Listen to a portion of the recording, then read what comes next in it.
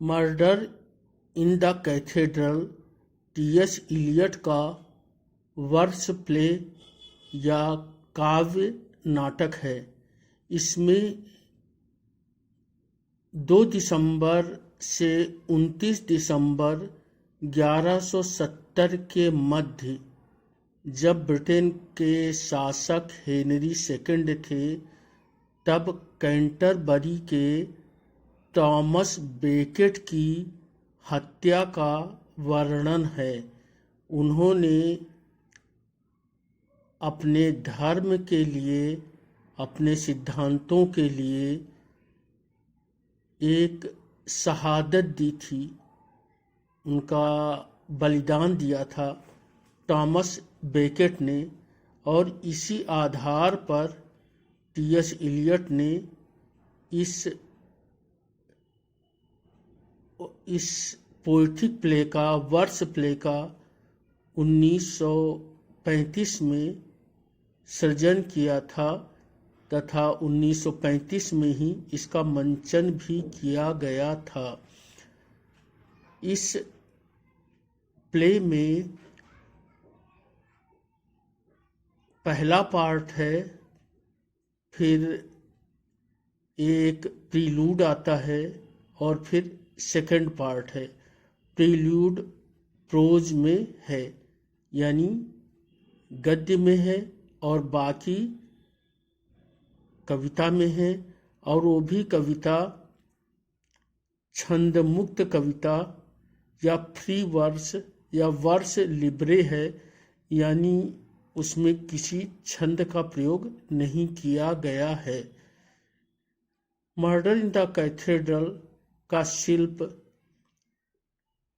Greek नाटकों से प्रभावित है। इसमें ग्रीक नाटकों में जैसे कोरस का उपयोग होता है, वैसे कोरस का उपयोग किया गया है।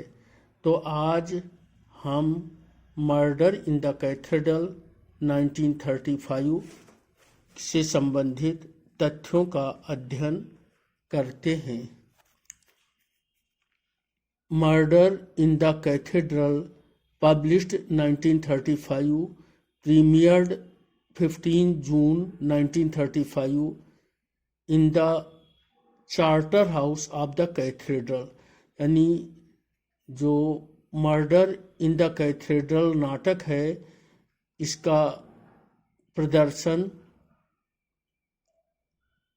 कैथेड्रल के चार्टर हाउस में हुआ था, यानी charter house of the cathedral में हुआ था, जो कैंटरबरी के कैथेड्रल के पास ही है, और यह 15 जून 1935 में हुआ था। इसका प्रदर्शन 15 जून 1935 में charter house of the cathedral में हुआ था। For historical accuracy, Eliot used the eyewitness of 11 monks who wrote down their versions of the murder at Canterbury। तो कैंटरबरी में दिसंबर 1170 में टॉमस बेकेट की जो हत्या हुई थी, उसके 11 मंक थे, 11 साधु थे, क्रिश्चियन साधु, जिन्होंने उसका वर्णन लिखा था। उसी के आधार पर टी.एस. एलियट ने इस नाटक का सृजन किया है, लेकिन उसमें कुछ चीज़ों को एलियट ने छोड़ दिया था और कुछ चीज़ों का चयन कर लिया था। तो यद्यपि यह ऐतिहासिक है, लेकिन इसमें अपनी सुविधा अनुसार एलियट ने चयन किया है। The first part of the play takes place in the archbishop Thomas Becket's hall on 2 दिसंबर 1170। तो इसका जो पहला पार्ट है, जैसे कि इसमें 2 पार्ट हैं, तो पहला पार्ट है वो 2 दिसंबर 1170 में आर्च बिशप टॉमस बेकेट के हॉल में घटित होता है। The first part of the play takes place in the Archbishop Thomas Becket's Hall on 2 December 1170. The interlude of the play is a sermon by Thomas Becket on Christmas morning 25 December 1170. तो पहला part है, उसके बाद interlude है जो कि pros में है, गद्य में है। वह टॉमस बेकेट का उपदेश सरमन है और यह क्रिसमस की सुबह होता है, यानी 25 दिसंबर 1170 को इंटरल्यूड होता है। The interlude of the play is a sermon by Thomas Becket on Christmas morning 25 दिसंबर 1170।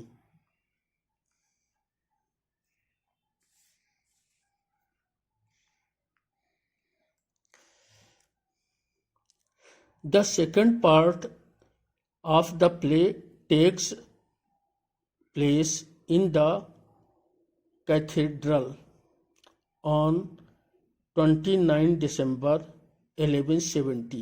तो दूसरा जो पार्ट है वो कैथेड्रल में 29 दिसंबर 1170 को घटित होता है और इसमें टॉमस बेकेट की हत्या कर दी जाती है। The second part of the play takes place in the Cathedral on 29 December 1170।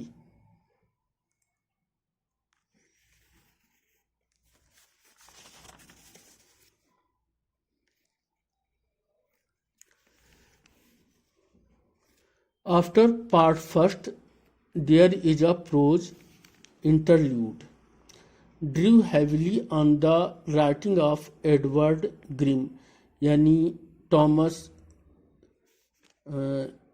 जो एलियट साहब हैं, इन्होंने एडवर्ड ग्रिम ने जो लिखा था उससे काफ़ी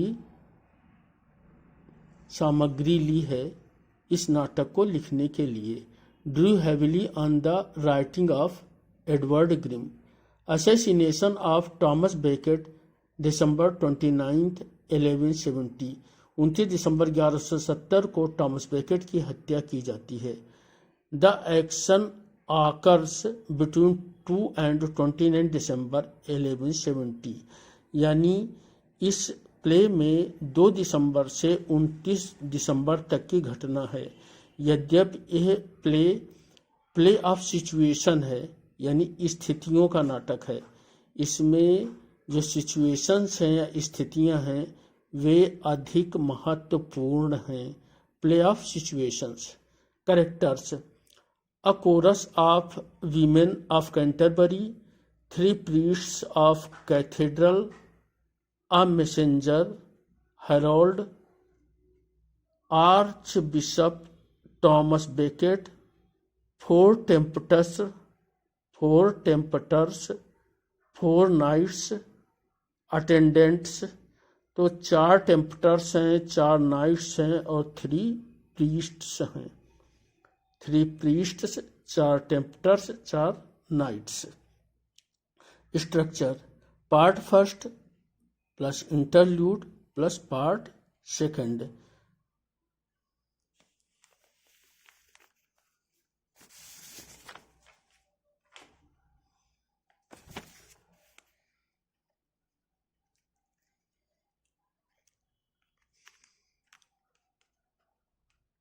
Thomas Becket, Archbishop, was returning to England after 7 years of exile in France, यानी 7 साल के फ्रांस में जो निर्वासन था उसको बिताकर टॉमस बेकेट इंग्लैंड आए थे।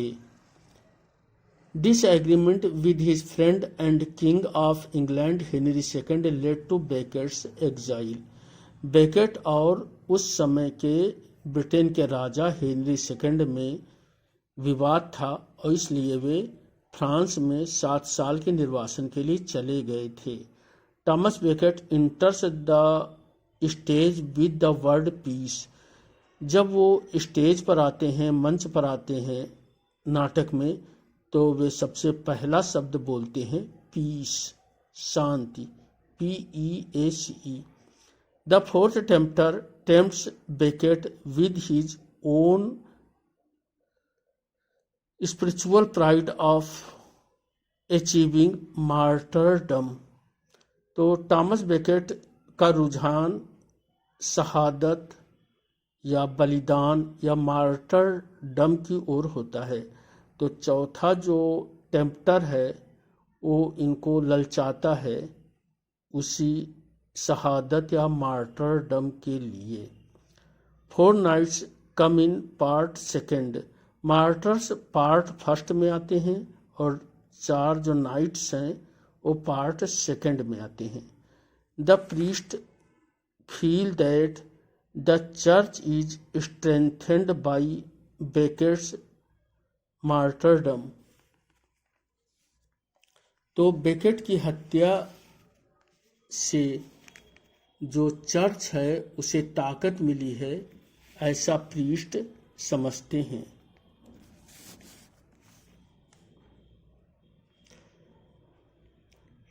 The priests dismiss the knights as lost souls. जो प्रीस्ट्स होते हैं वे जो नाइट्स हैं जिन्होंने बेकेट की हत्या की है उन्हें लोस्ट सोल्स कहते हैं। टेम्पटर्स, अब इसमें 4 टेम्पटर्स हैं। First, identifies himself as old Tom. तो जो पहला टेम्पटर है वो अपने को ओल्ड टॉम के रूप में परिचय देता है। पहला टेम्पटर हेनरी सेकेंड और टॉमस बेकेट के बीच की दोस्ती का भी उल्लेख करता है।